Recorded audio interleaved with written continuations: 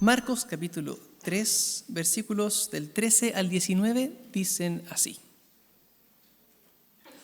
Subió Jesús a una montaña y llamó a los que quiso, los cuales se reunieron con él.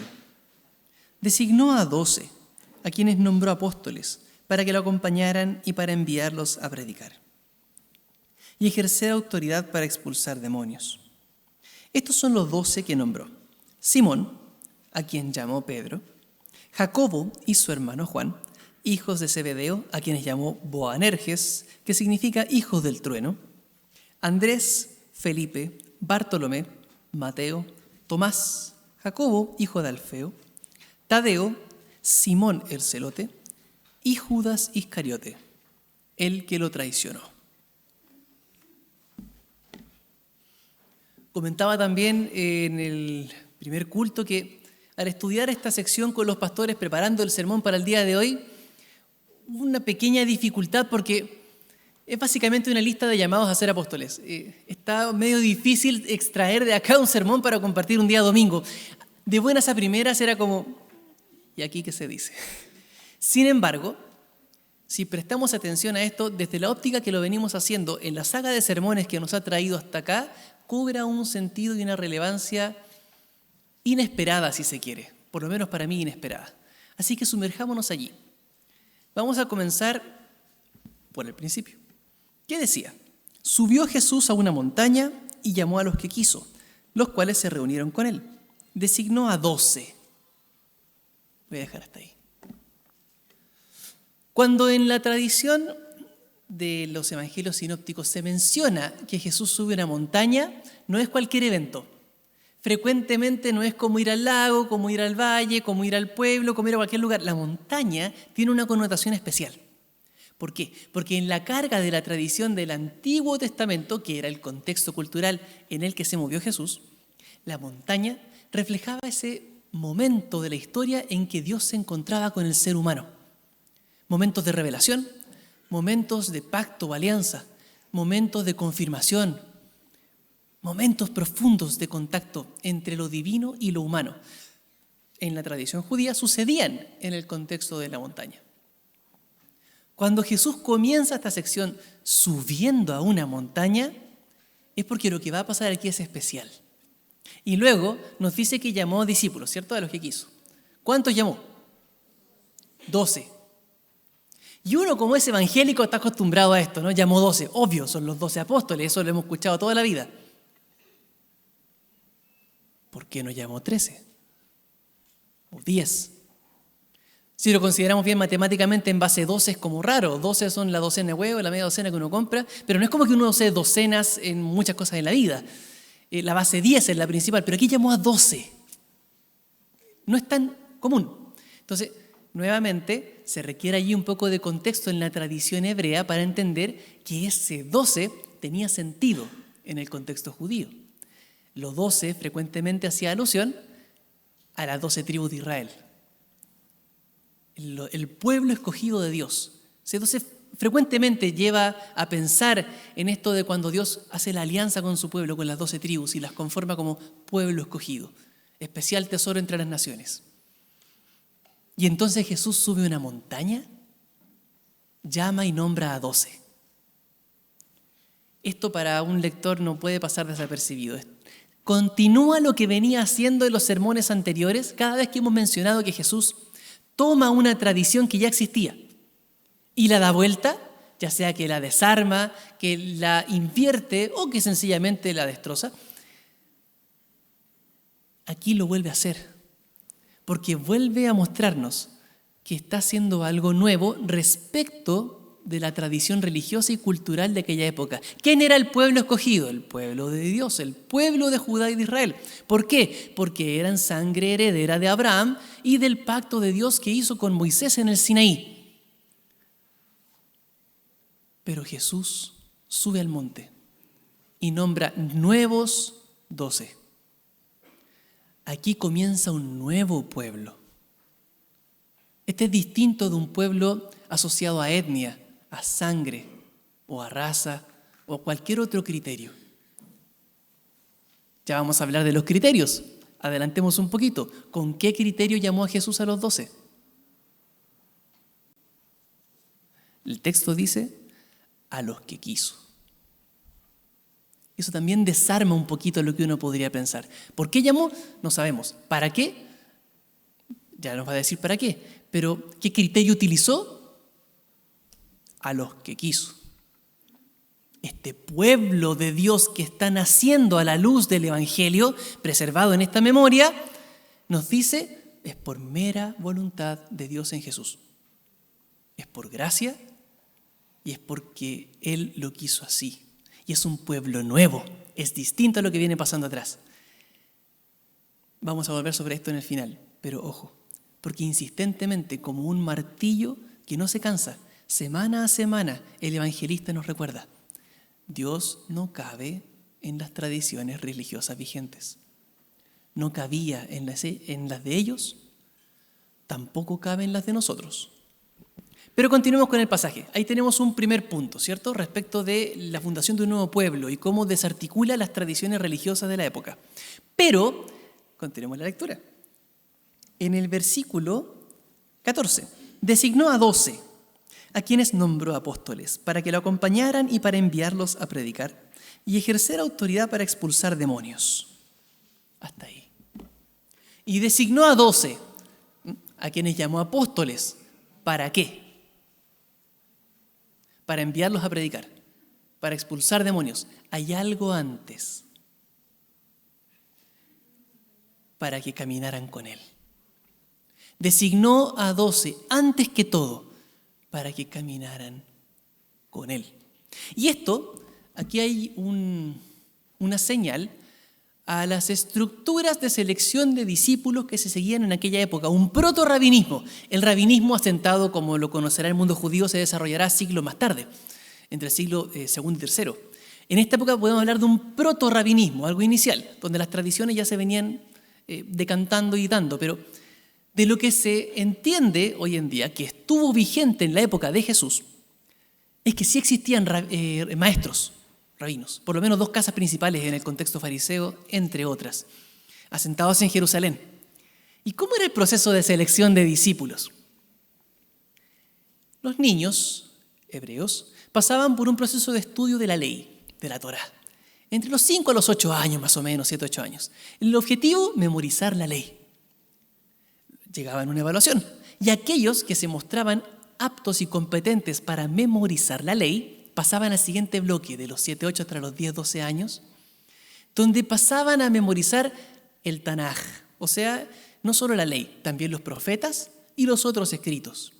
Aprendían de memoria muchos de estos libros o secciones de los mismos, desarrollaban la capacidad de leerlos en hebreo, que, ojo, el porcentaje de alfabetización en el Imperio Romano era bajísimo. Aquí tenemos niños que ya estaban leyendo, por consiguiente pertenecían ya a una élite.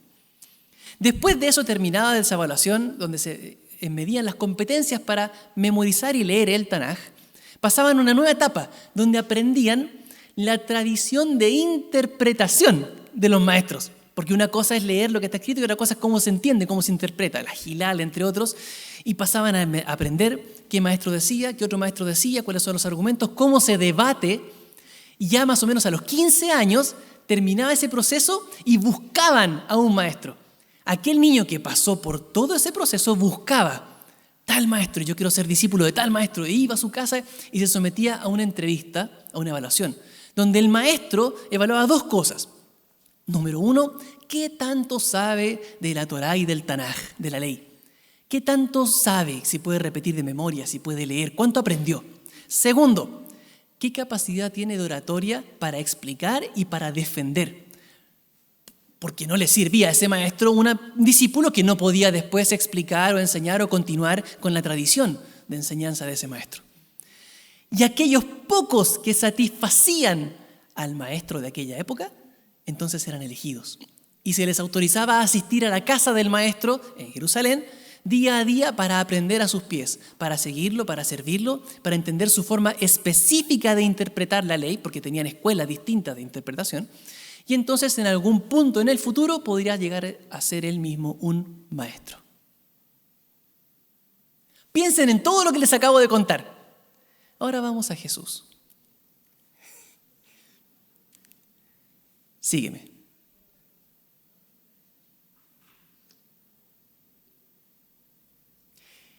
De partida no es un maestro que esperara a buscar a la élite.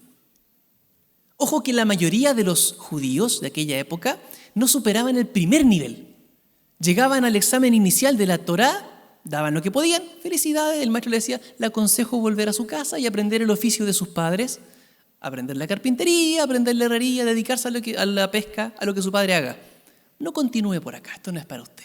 Y a unos poquitos, tú tienes potencial, sigue estudiando. Serán los menos. Jesús llamó a seguirle. ¿Y a quiénes llamó? Después lo sabremos. Pescadores, cobradores de impuestos, activistas políticos. Ninguno con registros bíblicos de haber superado de manera satisfactoria todos estos procesos de formación. Ninguno pertenecía a la élite. Y ninguno de ellos buscó seguir a Jesús de motivo propio. Fue Jesús quien le dijo, sígueme. Y más encima el evangelista, como para que nos quede claro, va y dice, llamó a los que quiso. Dejó esa partícula, a los que quiso. Podrían haberlo puesto y los llamó. No, llamó a los que quiso. O sea, ¿cuál fue el criterio de Jesús para convocar a lo que Él quiso? No fue de la élite. Pero ojo, sí puso una condición. Y esto es importante. Sí había una condición para estos 12. Y ya lo dijimos. ¿Para qué los llamó? Para caminar con Él. Para seguirlo día a día. Para verlo cuando enseñaba a escucharlo. Cómo interactuaba con las personas. Cómo obraba los portentos por mano de Dios. Cómo enseñaba. Cómo se compadecía. Preguntarle cuando no entendían para que le explicara qué significaba la parábola. A ver si entendían un poco más. Y después de todo esto, ser enviados a predicar con su autoridad para expulsar demonios. Resulta que esta categoría de enviado viene a ser un continuador o una forma de expandir una misión que es de Jesús. Es de Él, no es de la persona. No es como que tienen su versión propia del cristianismo, no. Es continuar con la misión que Jesús inició, con la autoridad que Jesús delega y con el mensaje que Jesús encomienda. Por ende, no es iniciativa propia tampoco. Pero no podían hacerlo sin antes estar con Él. Esto es requisito. No el haber estudiado la Torá, el Tanaj, memorizar, poder explicar. Estar con Él. Resulta que para la época en la que el Evangelio se escribió, por allá por el 70 después de Cristo aproximadamente, tristemente Hechos ya lo demuestra y las epístolas del apóstol Pablo también, ya no estaba la cosa muy ordenada. Habían varios mensajes circulando y algunos más distintos que otros. El apóstol Pablo, por ejemplo, en Gálatas, se pelea con un grupo a los que llama los judaizantes. ¿Quiénes eran los judaizantes? Proponían que para ser cristiano antes había que ser judío. Porque como el cristianismo nació en el seno del judaísmo, al final es como una secta dentro del judaísmo. Entonces, ¿tú quieres seguir a Cristo? Perfecto. Hablemos primero del Shabbat. Esto lo dejas de comer al tiro y te circuncidas. Antes de eso, de Cristo es como una subespecialización, ¿no? Es como una profundización posterior. Esto no tenía nada que ver con Cristo, pero esto lo defendió un grupo de gente y lo hizo de buena fe. No había maldad en esos corazones, por lo menos de lo que leemos. Era la intención honesta y la interpretación honesta errada. Por otro lado, también Pablo denota en Corintios, por ejemplo, que andaban por ahí unos superapóstoles que se enfatizaban en una oratoria digna de cualquier portento, asombraba a las personas con su anuncio de bendición y de transformación, y a tal punto que el apóstol Pablo les va a llegar a decir a los corintios, yo me presenté hasta ustedes débil, y dijeron que no hablaba bien. Me hice humilde y no traje filosofías humanas, les traje el mensaje de Cristo en la cruz. Y se contrasta respecto a estos superapóstoles que andan con la bendición y con la gloria y con oratoria. Cualquier parecido con la realidad vigente no es coincidencia. hartas versiones del Evangelio, en paralelo.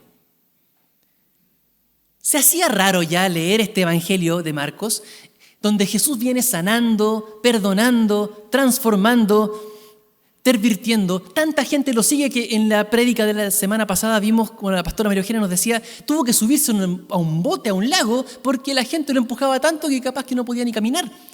Déjenme un bote ahí, nos subimos para poder hablar desde el bote hacia la orilla porque es demasiada la gente.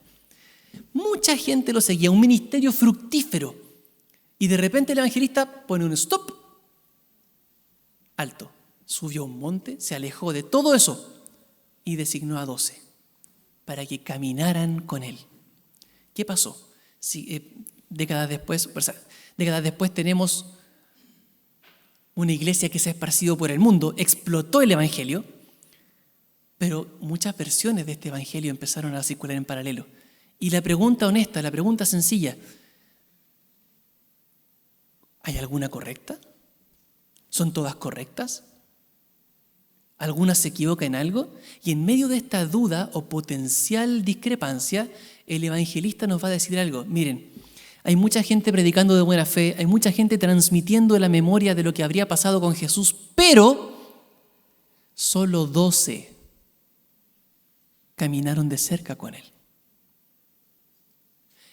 Solo a 12 llamó para estar día a día con él. Y solo a 12 encomendó inicialmente llevar su mensaje y usar su autoridad para traer libertad a las personas. Entonces, si tenemos discrepancias sobre qué dijo Jesús o eventualmente qué hizo Jesús, ¿a quién deberíamos preguntarle? A alguno de esos 12. Y si alguno de esos 12 dice algo que no está muy de acuerdo con lo que este otro me dijo, lo que este otro me dijo tiene menos peso.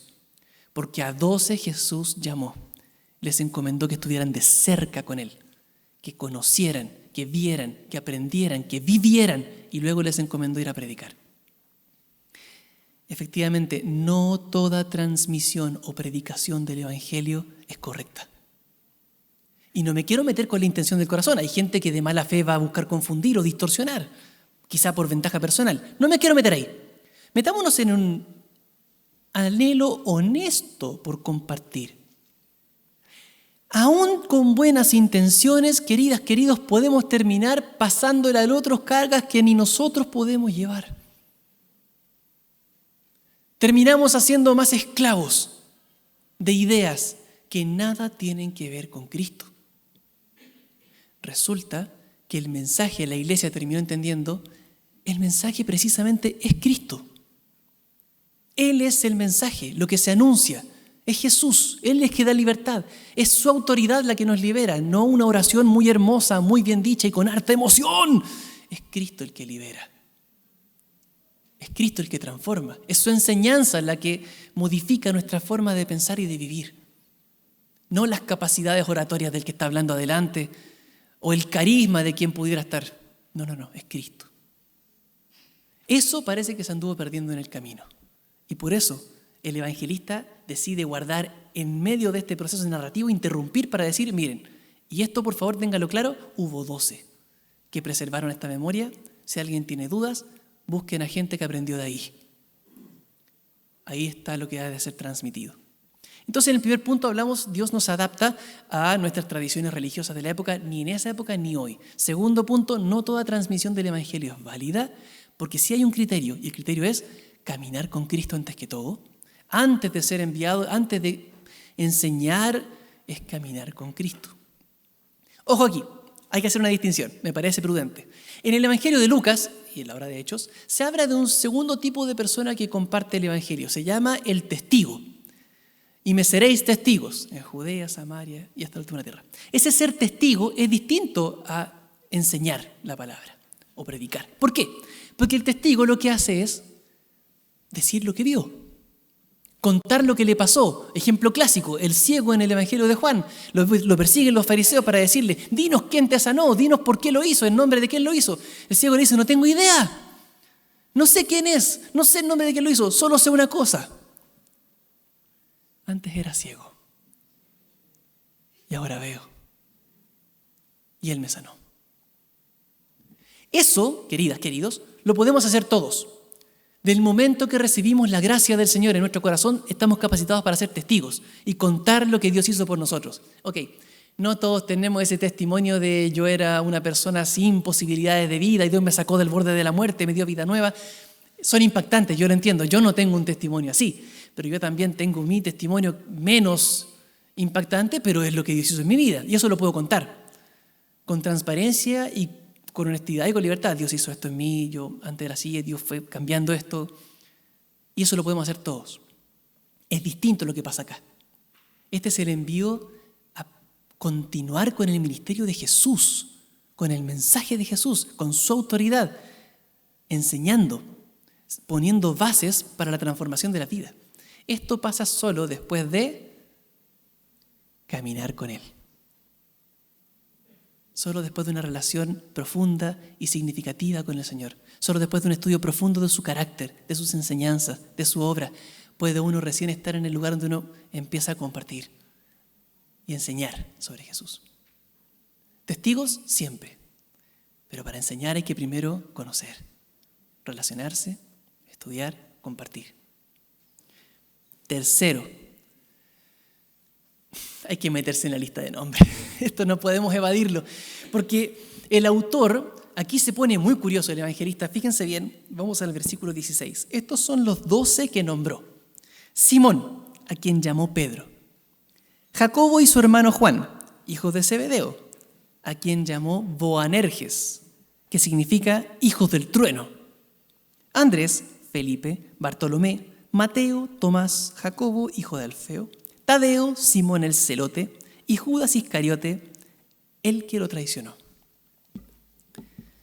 Y uno dirá, wow, de partida, se hace difícil interpretar, pero es necesario reconocerlo. Jesús le cambió el nombre a personas. Abiertamente. Simón, sí, pero Jesús lo llamó Pedro. Y bueno, están Jacobo y están Juan. Jesús, según el Evangelio de Marcos, Jesús les puso Boanerges, hijos del trueno. Buscando cientistas bíblicos serios que hayan estudiado esto para entender qué rayos pasa acá, porque esto es difícil, ¿por qué les pone un apodo? Literalmente les puso un mote. Es oscuro el pasaje, pero lo más coherente que encontramos fue que haría referencia a un carácter explosivo. Hijos del trueno. Gente polvorita, dirá uno hoy en día. Genio corto. Y Jesús, y Pedro, ojo, Simón, Pedro, tampoco está muy claro porque después vendrá una locución en Mateo, tú eres Pedro, sobre esta piedra fundaré mi iglesia. Con todo respeto, hay varias razones por las que a uno le pueden decir piedra. Tú vas a ser piedra. Les invito a reflexionar sobre qué podrá haber tenido en su mente Jesús cuando le puso a uno de sus discípulos, tú eres como una piedra. Bueno, esa piedra al final del Evangelio se quiebra. Lo que debía ser sólido no lo fue. Resulta que Jesús llamó. Ya vimos que no puso un criterio de élite o de formación. El criterio fue que estuvieran con Él. ¿Pero quiénes llamó? Tenemos gente con problemas de carácter. Tenemos gente explosiva. Tenemos gente que no sostiene su coherencia y que cede ante presión. Y Jesús los llamó. Porque probablemente no hay ningún tipo de impedimento en el llamado que nos hace el Señor respecto de nuestro carácter. Mi hermana, mi hermano, si usted pensaba que por ser un insoportable Dios no le iba a llamar, le tengo noticias. A mí ya me llamó. Y de insoportable soy el mayor. Aquí no vamos a... Si no, pregúntele a cualquier colega mío en el trabajo. A veces no tengo buenos momentos porque todos tenemos problemas de carácter a veces. Pero con el trabajo que Dios hace en nuestro corazón, resulta que no hay impedimento de carácter para el llamado del Señor. Sigamos con la lista. Dice después que llamó a Mateo. Mateo, que antes lo mencionó como Leví, es reconocido como un publicano, un cobrador de impuestos. El cobrador de impuestos era una persona que desarrollaba un oficio al servicio no del mundo judío, sino del imperio romano. Es más, el impuesto era doble, porque al pobre Galileo le cobraban impuesto del templo, que era el impuesto judío propiamente tal, y el impuesto romano, para el César. Y te sacaban ahí, la tasa impositiva estaba complicada. Y los que cobraban no lo hacían de buena gana. Los cobradores, incluso se menciona en algunas partes que andaban con matones para forzar a la gente a pagar. Entonces cualquier persona que trabaja en esto es básicamente un vendepatria, un servil al imperio que los conquistó, que abandonó los intereses judíos para trabajar para estos imperialistas. Más adelante dice que llamó a Simón el celote. Celote era un movimiento ultranacionalista. Judío primero, judío segundo, judío tercero, abajo el imperio opresor. Movimiento que hacía ataques terroristas en contra de cualquier gobierno de turno, en este caso el imperio romano, y que buscaba la independencia del mundo judío por sobre todo. Imagínense esa mesa ahora. Imagínense una 11, ¿ah? Simón ahí, Mateo ahí. Imagínense esa conversación. Más allá los otros gritando ahí, los Bonerges. No hubo problemas, no hubo dificultades asociadas a la ideología política que tenían estos discípulos para sentarse juntos a la mesa del Señor.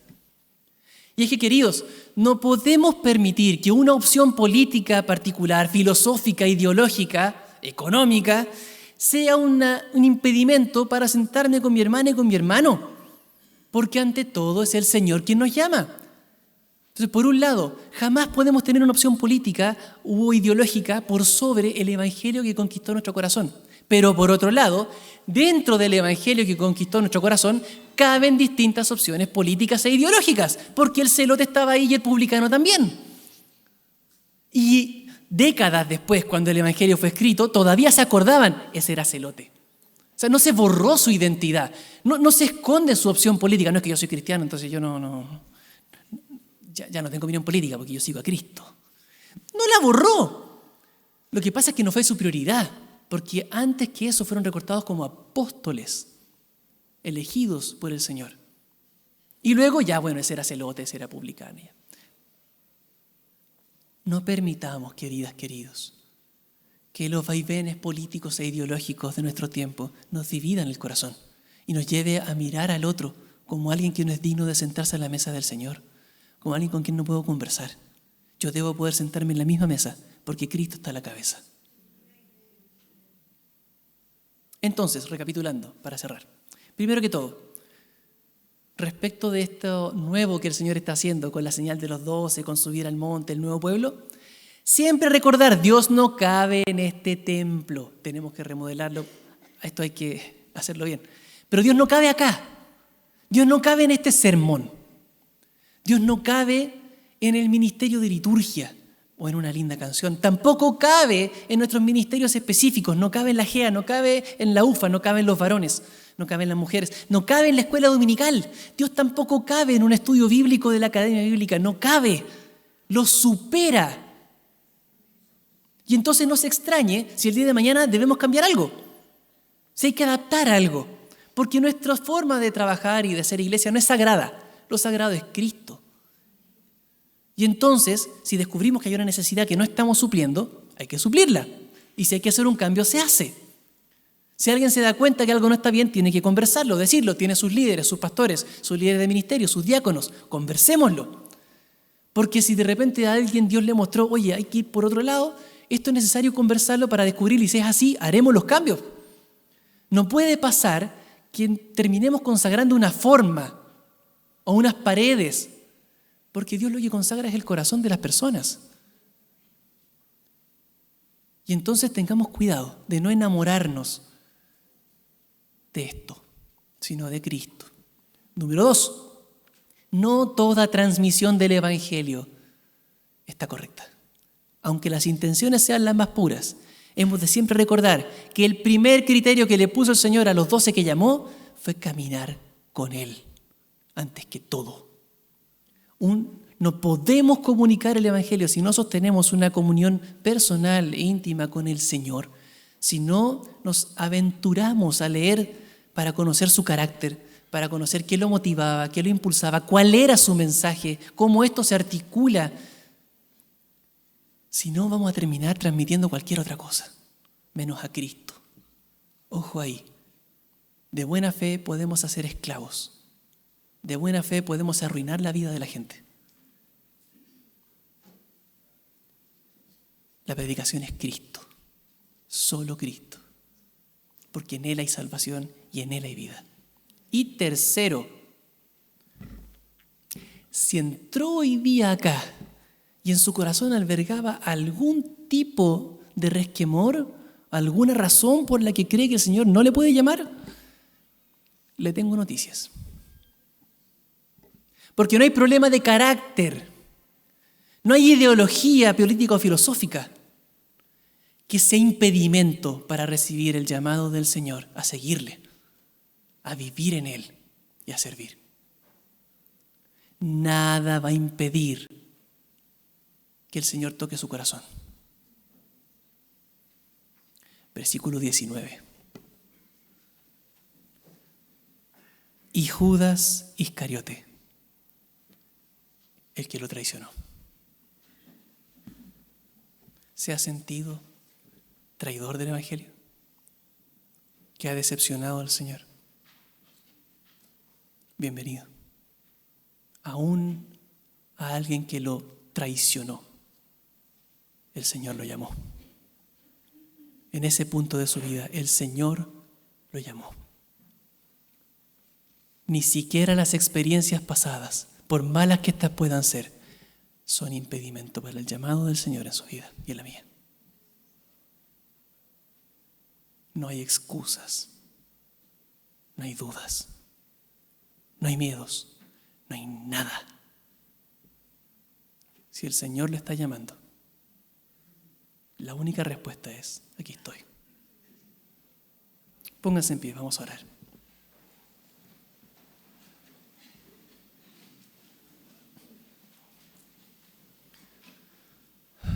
Señor, Padre, tú no cabes en esta oración.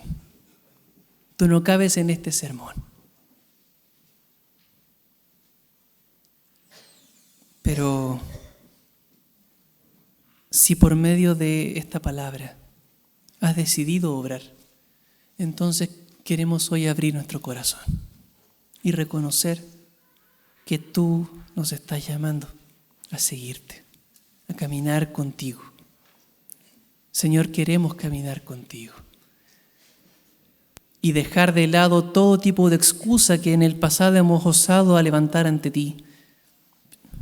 Nada en nuestro carácter, nada en nuestras ideas y nada en nuestras experiencias de vida o errores, nada impedirá el abrazo de tu amor y de tu espíritu. Hoy abrimos nuestro corazón, Señor, para que restaures esa relación contigo, la refuerces, la revitalices, la redirecciones y la impulses. Porque queremos el día de mañana poder contarle a otros lo que hiciste por nosotros, pero entenderlo también. Y eso no lo vamos a lograr si no caminamos contigo. Antes de hablar, queremos caminar contigo y seguirte, Señor. Aquí estamos, Señor. Vuelve a ser de nosotros un reflejo de tu gracia. Y vuelve a poner en nuestros labios y en nuestro corazón el mensaje: que solo Cristo basta. En nombre de Jesús. Amén.